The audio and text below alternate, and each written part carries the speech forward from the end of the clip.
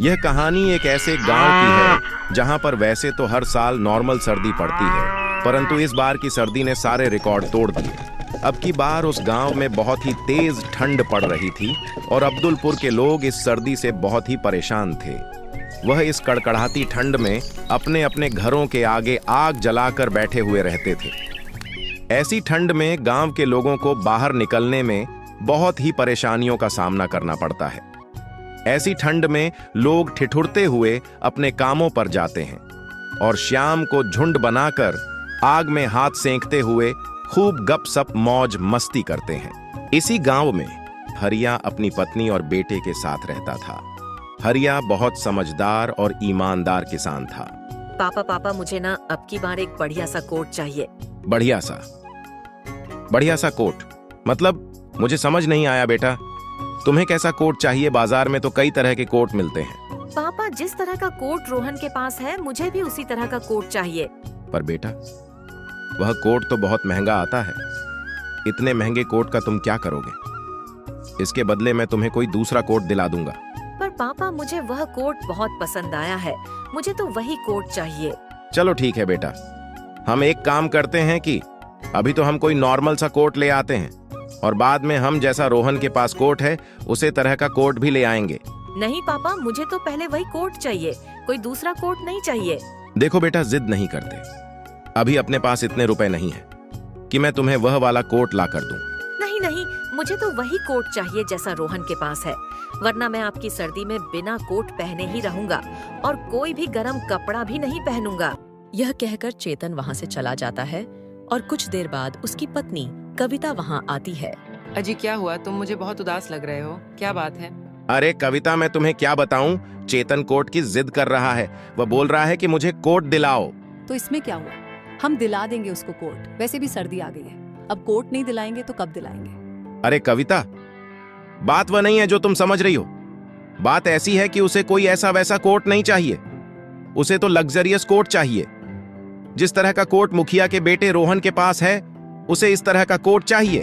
तो उसमें कौन सी बड़ी बात है, हम दिला देंगे ना उसको वैसा ही कोट जैसा वो जिद कर रहा है। और उसे कोट में ऐसा क्या है जो तुम वह दिला नहीं सकते? अरे भाग्यवान, वह बहुत ही महंगा कोट है। इतने रुपए में हम उसको 7-8 कोट ला दे। वह कोट इतना महंगा आता है और वैसे भी महंगा या सस्ते की बात नहीं है। अभी अपने पास अपने रुपए नहीं है कि हम उसे वह कोट दिला सके। हाँ जी, तुम सही कह रहे हो। जब से हमारी फसल खराब हुई है तब से तो हमारे वैसे भी पैसों की कमी चल रही है, तो ऐसे में हम चेतन को वह कोट कैसे दिला सकते हैं? हाँ, अगर वह फसल ठीक होती तो मैं जरूर उसको वही कोट दिला देता, पर अब मैं उसे वह कोट कैसे दिलाऊंगा? वह तो जिद पर अड़ गया है। अजी, तुम बिल्कुल चिंता मत करो, कोई ना कोई उपाय तो निकल ही आएगा। मैं चेतन को मनाने की कोशिश करूंगी। हाँ, वह सब तो ठीक है, पर मेरा टिफिन लगा दो, मैं खेतों में जाकर बाकी का काम कर लेता हूँ। हाँ जी, मैं यही कहने तो यहाँ आई थी कि मैंने टिफिन लगा दिया है, मैं अभी लेकर आती हूँ। यह कहकर कविता अंदर चली जाती है और कुछ देर में बाहर आती है। हरिया खेतों पर चला जाता है।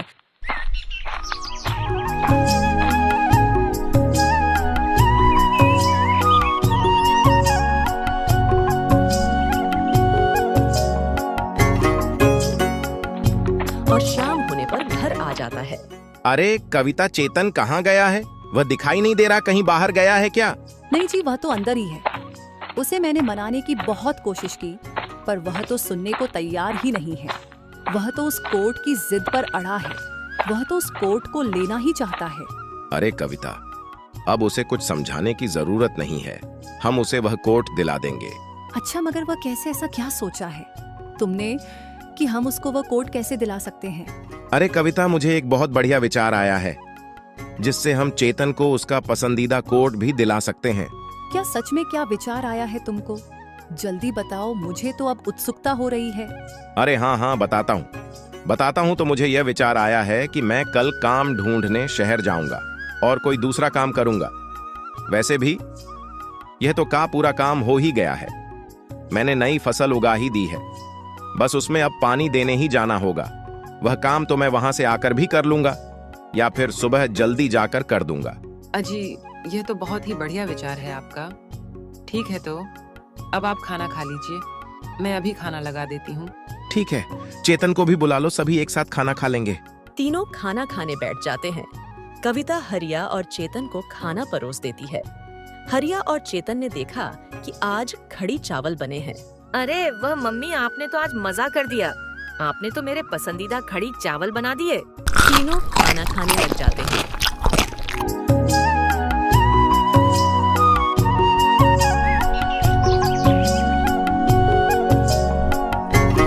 अगले दिन हरिया जल्दी उठकर खेतों की ओर चला जाता है। वहाँ पर खेतों में पानी देने के बाद वहाँ से शहर की ओर निकल जाता है। शहर पहुँचने के बाद उसने देखा कि वहाँ पर नजारा ही देखने लायक था। शहर की एक सुंदर सुबह थी, जब राहों में हलचल थी और हवा में मिठास भरी थी। नीला आकाश और हरियाली ने प्रकृति को नए रंगों में रंग दिया और सड़कों पर दंदनाती की गाड़ियां चल रही थी। शीत लहर चल रही थी और चारों ओर कोहरा छाया हुआ था। इस सर्दी में हरिया सुबह से चलते हुए यहाँ शहर पहुँच गया था। हरिया काम की तलाश शुरू कर देता है। वह बहुत लोगों से कम मांगता है। बहुत लोगों से उसने बातचीत की थी, पर सुबह से दोपहर हो गई थी और उसे अब तक कोई भी काम नहीं मिला। वह तलाश करते करते थक गया था, तो वह एक कुर्सी पर जाकर बैठ गया और सोचने लगा। यहाँ तो सब पढ़े लिखे लोगों को ही काम देते हैं। हम अनपढ़ गरीब लोगों को कोई भी काम नहीं देगा। हमारी बस यही गलती है कि हम गरीब या अनपढ़ हैं। सबको एक पढ़ा लिखा नौजवान ही चाहिए। हम जैसे लोगों से भी कोई काम करवा लें तो क्या हो जाएगा इनका। यह सब सोचकर उसका दिमाग खराब हो रहा था, पर उसने दिमाग को शांत करने के लिए सामने सड़क की ओर देखा और शांत स्वभाव से सामने देखने लगा। उसने देखा कि सड़क पर कई तरह की गाड़ियां चल रही हैं। कोई इधर जा रहा है तो कोई उधर जा रहा है। कोई फोन पर बात कर रहा है तो कोई एक दूसरे से बात कर रहा है। सड़क पर गाड़ियां दंदनाती चल रही थी। वह कुछ और देख पाता उससे पहले उसे कुछ आवाज सुनाई दी।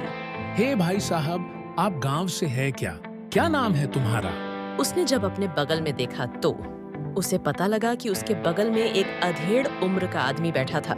हाँ भाई साहब, मैं गांव से ही हूँ और मेरा नाम हरिया है। अरे यार, आप अकेले अकेले क्या देख रहे हो? हमें भी तो बताओ। कुछ नहीं भाई साहब, मैं क्या देख सकता हूँ यहाँ भला। यहाँ पर सभी पढ़े लिखे आदमी रहते हैं ना। मैं ठहरा गांव का गरीब एक अनपढ़। मैं भला यहाँ पर क्या ही देख सकता हूँ। अरे भाई साहब, आप ऐसा क्यों बोल रहे हो? क्या बात है? वैसे आप मुझे बता सकते हो? मैं भी गांव से ही हूँ, पर अब मैं यही काम करने लग गया हूँ और यही रहता हूँ। क्या सच में भाई साहब आप गांव से हो? आपको यहाँ पर काम मिल गया? कैसे मिला आपको काम? किसने दिया? अच्छा, तो तुम यहाँ पर काम तलाश करने आए हो और तुम्हें किसी ने काम नहीं दिया? शायद तुम इसी वजह से परेशान हो। हाँ हाँ भाई साहब जी, आपने सही कहा। मैं सुबह से काम की तलाश में भटक रहा हूँ, पर मुझे अभी तक कोई काम नहीं मिला है। सभी को एक पढ़ा लिखा नौजवान ही चाहिए। हम जैसे अनपढ़ को कोई काम देना ही नहीं चाहता। अरे भाई साहब, सही कहा तुमने। आजकल पढ़ना लिखना बहुत जरूरी हो गया है, पर तुम चिंता मत करो, मैं तुम्हें काम दिला दूंगा। क्या सच में भाई साहब? तुमने तो मेरी सारी परेशानी ही दूर कर दी। अरे हरिया भाई, सच में क्या? न्यू समझो, अब तो तुम काम पर लग ही गए। मैं तुम्हें अभी वहां लेकर चलता हूँ और हमारे मालिक से तुम्हारे काम की बात करता हूँ। बहुत बहुत धन्यवाद भाई साहब आपका, जो आपने मेरी इतनी मदद की, वरना कोई भी इस जमाने में इतनी मदद नहीं करता।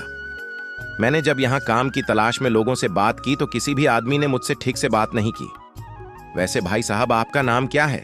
अरे हरिया भाई, मेरा नाम किशन लाल है और अब मैं तुम्हें अपने मालिक से मिलवाता हूँ, चलो। हरिया और किशन लाल दोनों वहां जाने के लिए निकल जाते हैं जहां किशन लाल काम करता था। हरिया और किशन लाल दोनों वहां पहुंच जाते हैं जहां किशन लाल काम करता था। वहां पहुंचने पर हरिया ने देखा कि एक नौजवान लड़का कुर्सी पर बैठा हुआ था, जिसकी हल्की दाढ़ी और बढ़िया कोट पैंट पहने हुए था। वह दिखने में एक पढ़ा लिखा नौजवान लग रहा था। हाँ जी किशन लाल जी, इस टाइम आपका कैसे आना हुआ? अभी तो आप यहाँ से गए थे और इतनी जल्दी वापस भी आ गए। क्या बात है? आप डबल काम करने की तो नहीं सोच रहे हो ना? यह बोलकर वह मुस्कुरा दिया। क्या सर, आप भी हर टाइम मजाक करते रहते हो।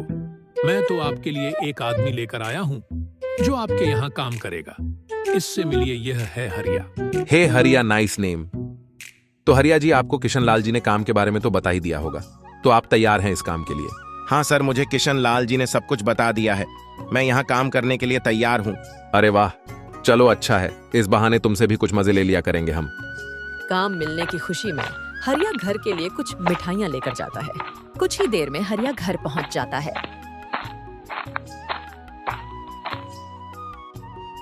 चेतन, यह देखो बेटा, मैं क्या लेकर आया हूँ। यह सुनकर चेतन भागकर हरिया के पास आ जाता है। कविता भी हरिया की आवाज सुनकर उसके पास आ जाती है। चेतन और कविता ने देखा कि हरिया के हाथों में एक थैला था। पापा पापा, ये क्या है बताओ ना, आप क्या लेकर आए हो मेरे लिए? हाँ जी, आप क्या लेकर आए हो? पहले दिखाओ तो सही, तभी तो पता लगेगा कि आप क्या लेकर आए हो। हाँ हाँ, दिखाता हूँ। हरिया थैले में से मिठाई निकालकर बेड पर रख देता है।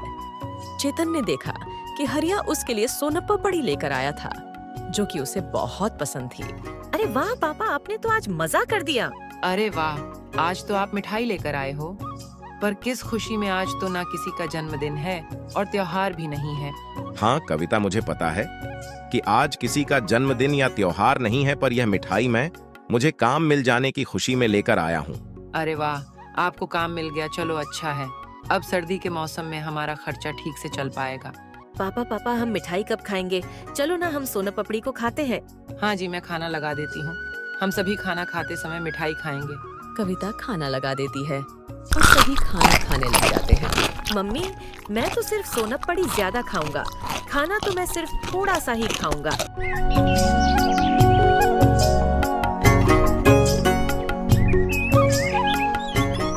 अगले दिन हरिया काम पर जाने के लिए तैयार हो जाता है।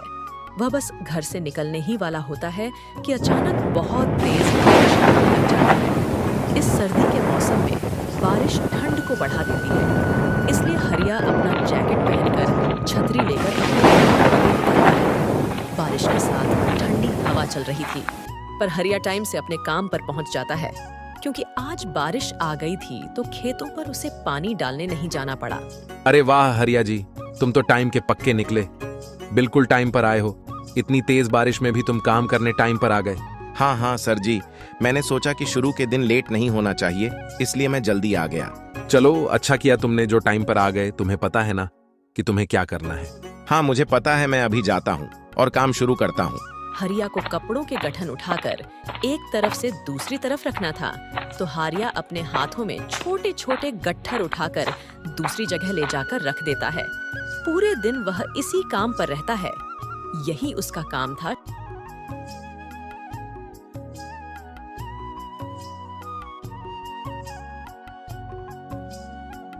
शाम होने पर हरिया घर आ जाता है। कुछ दिन बाद हरिया को पैसे मिल जाते हैं, तो वह बाजार जाकर चेतन के लिए एक बढ़िया सा लग्जरियस कोट ले लेता है, जैसा कि चेतन को चाहिए होता है। वह बहुत खुश होकर घर की ओर बढ़ रहा था। कुछ ही देर में हरिया अपने घर पहुंच जाता है। चेतन हरिया को देखकर भागते हुए उसके पास आ जाता है। अरे पापा, आज आप क्या लेकर आए हो? आज भी आप मेरे लिए सोनपापड़ी लेकर आए हो क्या? नहीं बेटा, आज तो मैं तुम्हारे लिए एक सरप्राइज लेकर आया हूँ जो तुम्हें बहुत पसंद आएगा। यह सुनकर कविता भी वहाँ आ जाती है। अरे ऐसा क्या है उस थैले में जो चेतन की पसंदीदा चीज है? जरा हमें भी तो दिखाओ। अरे दिखाता हूँ, थोड़ा सब्र तो करो। हरिया ने चेतन को थैला पकड़ा दिया। चेतन बेटा, इसे पहनकर देखो और बताओ हमें कि कैसा लग रहा है। उसने ऊपर से झांक कर देखा तो उसमें उसे कोट नजर आया, तो उसने फटाक से वह कोट पहन लिया। अरे वाह पापा, आपने तो मेरा पसंदीदा कोट लाकर दे दिया। आप तो पूरी दुनिया में सबसे अच्छे पापा हैं। वह तो कोट पहनकर बस नाचने ही लग जाता है। अब सर्दी के मौसम में कितनी भी बारिश आए, कितनी भी ठंड पड़े, उसे चेतन को कोई भी मतलब नहीं था। उसे तो बस अपना पसंदीदा कोट मिल गया। अजी, आपने तो आज बहुत ही बढ़िया काम किया है। आपने चेतन का पसंदीदा कोट वह भी जल्दी ला कर दिया है। मुझे तो लग नहीं था कि आप इतनी जल्दी उसके लिए ये वाला कोट ला दोगे। अरे लाता क्यों नहीं, हमारे बेटे ने पहली बार तो कुछ मांगा है, महंगा ही सही पर लाना तो पड़ेगा ना। हरिया के इस काम की वजह से उसका परिवार बहुत खुश हो गया और उनके अच्छे दिन शुरू हो गए। अब की बार उनकी फसल भी बहुत ही अच्छी हुई थी और उसने काम पर जाना भी बंद नहीं किया था।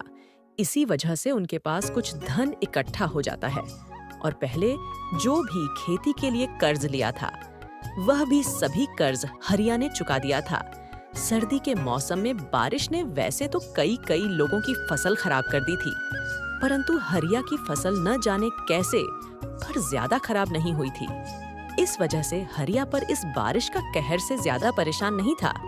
हरिया को शहर के काम पर जाते हुए बहुत दिन हो गए थे, तो उसके मालिक ने उसकी सैलरी भी बढ़ा दी थी। फिर हरिया का परिवार हंसी खुशी जीवन यापन करने लगते हैं।